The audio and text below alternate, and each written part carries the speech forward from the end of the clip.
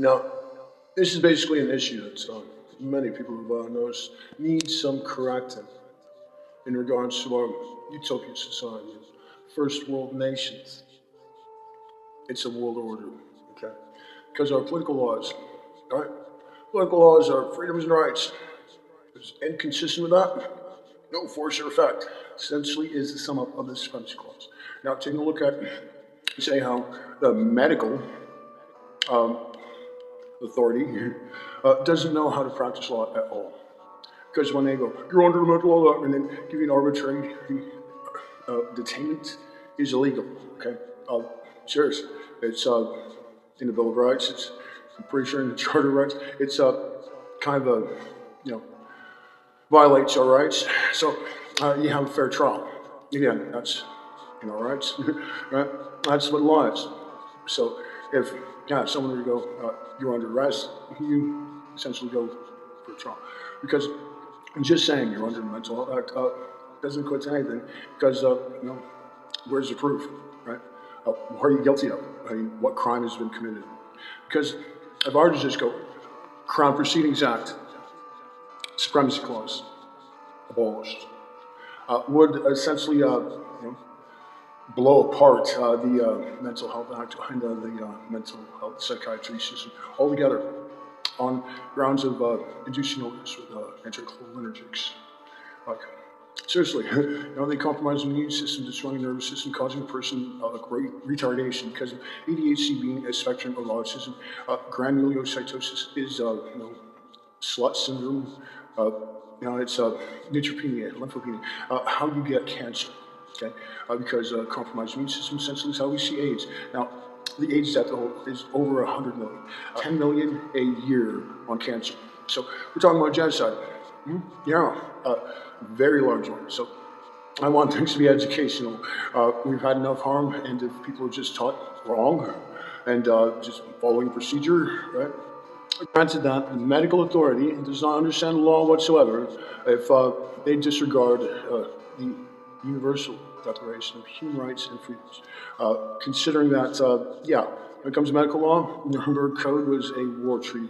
And when you look at every war that's ever really taken place, it has to do with our freedoms and rights, and from the Civil War and the Emancipation Proclamation to the First World War, the poppy, because there are things in this world far worse than war. When you look at the death toll of the poppy, and its crippling effects.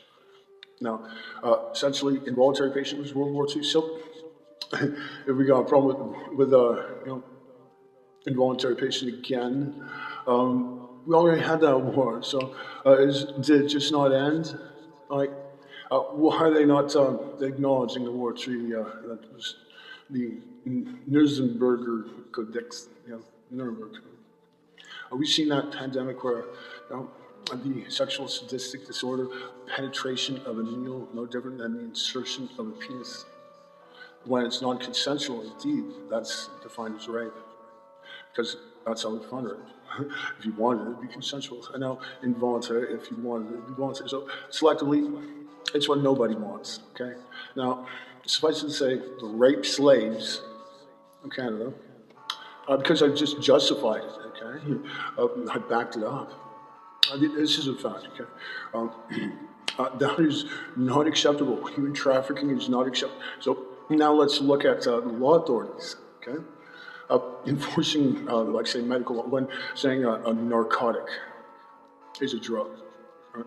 Meanwhile, you have to take your meds, which are drugs, because a med is actually a nutrient.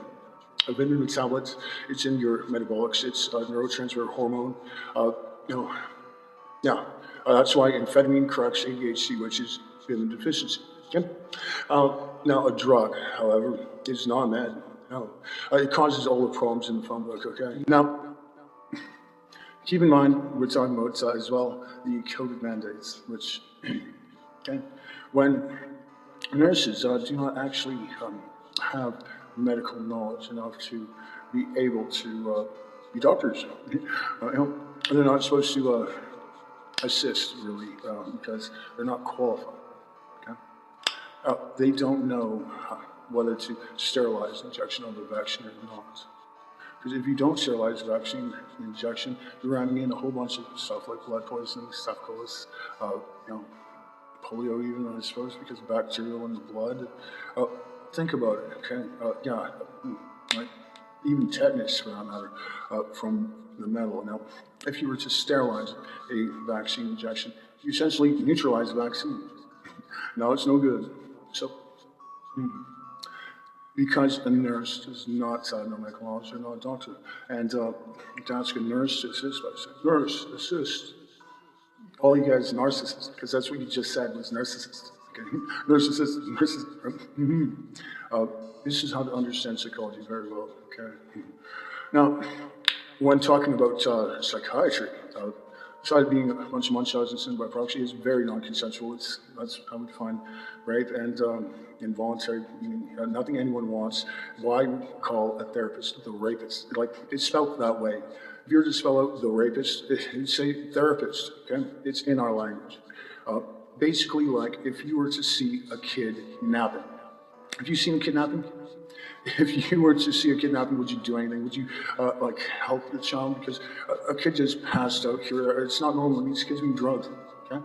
Now, a real parent, they don't want their children doing drugs because they know that it kills you. Okay. Now, it's it will make it so difficult for them to learn or be able to communicate, and no maternal parent would actually do that.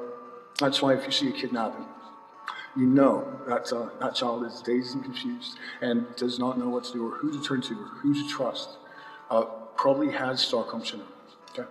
Now, kidnapping could even take place in a hospital, where we see hospital hostages, the involuntary patients, which, that was World War II, right? We don't need to replay that now, too. Like, we already had the news in the movies, Also, and the Helsinki Declaration, which, came right after the Community Mental Health Act 1963.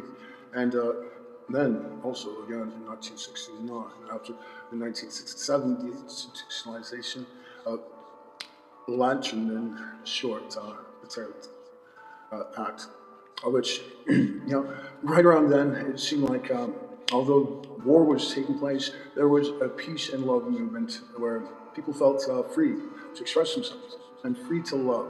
And we did see a baby boom right after the end of World War II. So essentially, however, the quiet removal, okay? The quiet removal essentially was how the pandemic ended, because the abuse of authority meant the termination of authority in the health system. That's how it happened.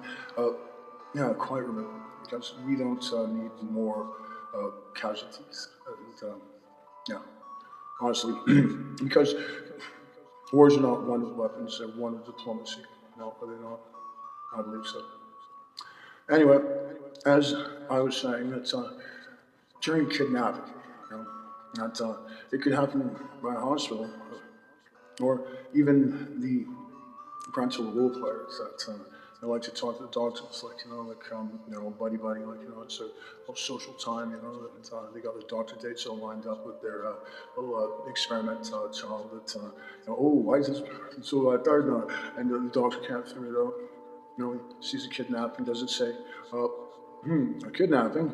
Wow, what revelations, okay? All right, so, go figure, right? So essentially, we're talking about the mother, okay? Now, doesn't a moth give amnesia? So a mother, right? Happy Mother's Day. Kids probably too young to know names, right? I know it took me a long time before I even knew what the parents were named. I still didn't know what my grandparents' names were. It's just, they call them mother. Okay. Now, speaking of which, the day that my mother had a little chat with me, I was sitting on my bed. It was in the afternoon, just staring off into nowhere pleasantly. She comes in, sits down beside me, the lights were off because it's raining out. It's pretty bright, But she looks at me and says, "Is there something the matter?" I went, "No, everything's fine." You don't look too happy, she says.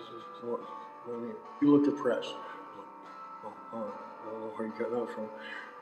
She asks me, are you on drugs? I'm like, what? What are you talking about? And she says, it's okay if you are. Lots of teenagers your age are experimenting with drugs. I myself tried every drug in the book, uppers, downers, Benny's, Dixie's. What's a Benny? What's a Dixie? It's an upper and downer. And she goes on about cocaine, heroin, crystal meth, ketamine, PCP. I'm like, wow, we're only smoking a little bit of all of this and hacky sack and telling some jokes and stuff like that. It's really social and acceptable. We're not exactly into drugs. We learned about endocrinology, vitamin C, okay? And vitamin B as well, and how they work together in our nervous system. So, oh, well, that's good. Never do drugs. If you do drugs one time in your life, you're hooked for life. And you'd end up sucking dick for crack and digging through dumpsters, whoring yourself out on the corner of the street with a pimp that beats you, but you keep going back because you want the drugs. And I'm like, hold on, did you not just tell me that you tried every drug in the phone book? And then you said after that that if you try it once, you're hooked for life, and the type of things that you did because of your addictions. Are you high on every drug in the phone book right now? Because you said every single day you have to maintain.